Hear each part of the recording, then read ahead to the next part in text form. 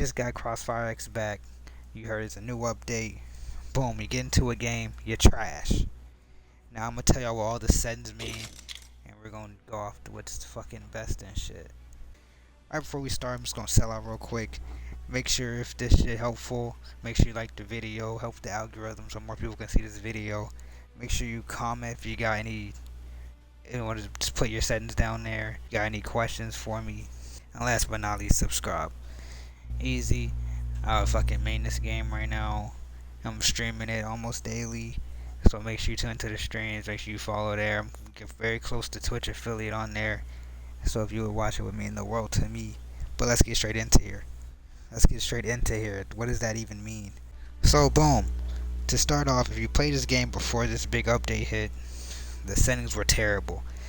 Aim assist was very strong, and with this update, it's balance basically. You can still feel a little bit, depends on what the aim response curve you take, whatever. But the point of what I'm saying is make your own settings. Don't go off my settings right here. This is what I'm primarily using. I'm gonna explain what everything does. So to start off, I'm just gonna explain the response curves.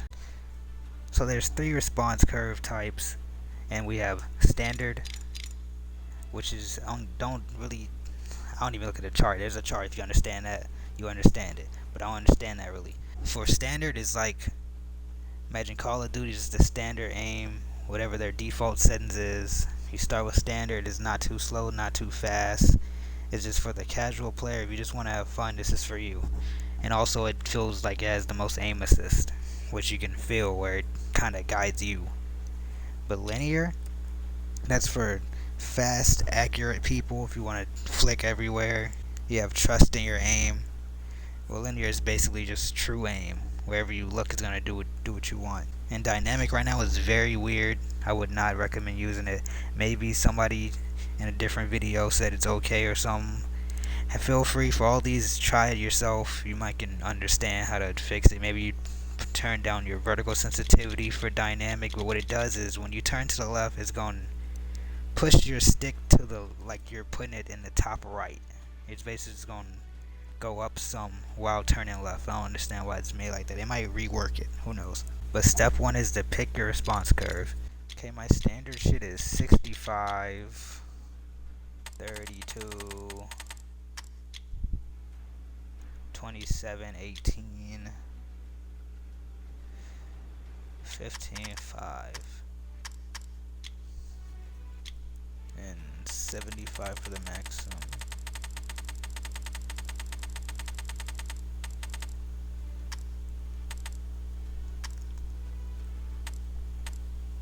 So now we're in TDM. I want to show you what every aim response curve looks like. So it's standard.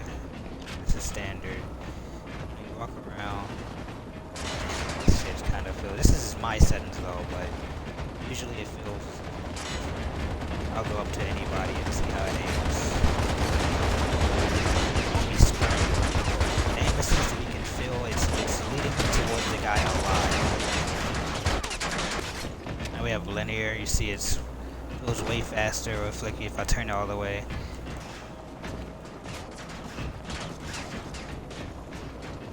Snap.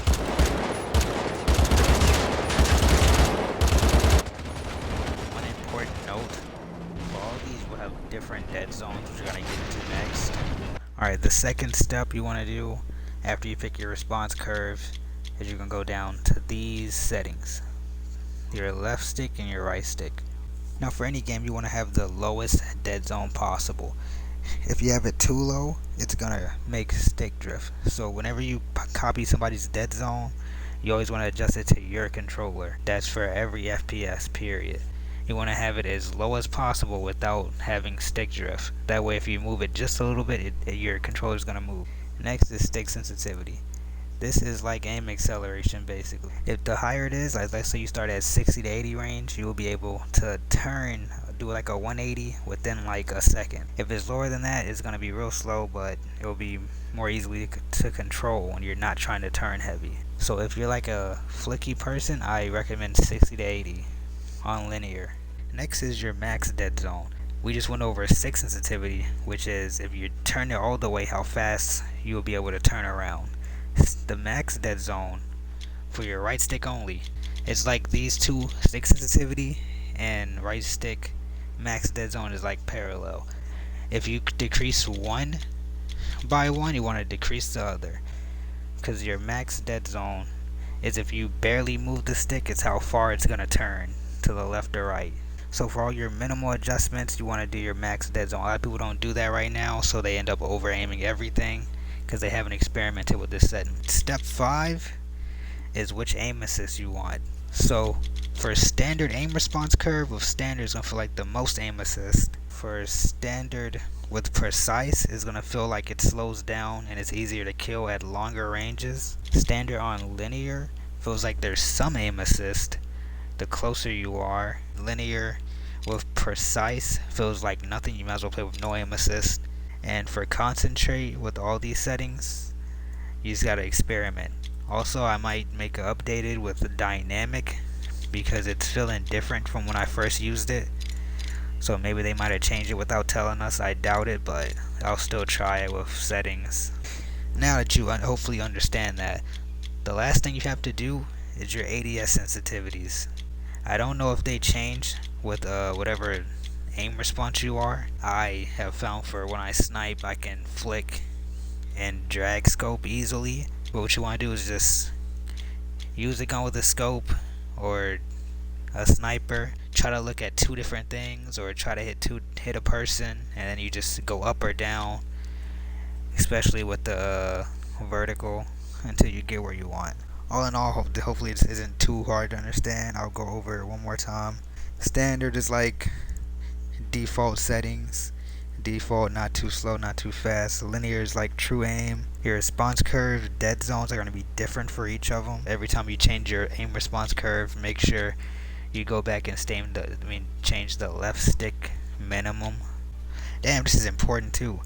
My number values, like for 60, this is for 60 FPS only. If you're on Series X or 120 FPS, make sure you go way lower to like at least 30. It's way more sped up on next gen.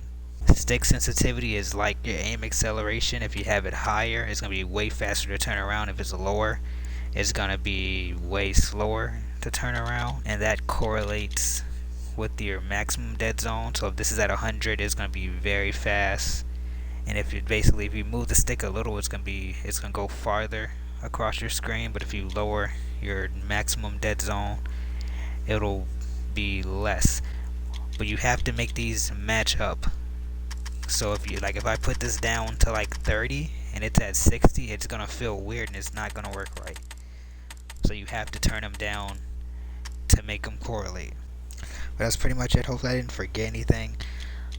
Like, the most important thing that basically nobody uses is the max dead zone. They don't really understand how that works. That's why I'm really making this. But just imagine you have this on 60 and you have this on 60. If you turn this down to 55, bring this down 5 as well. But that's really it. If this helps, make sure you like.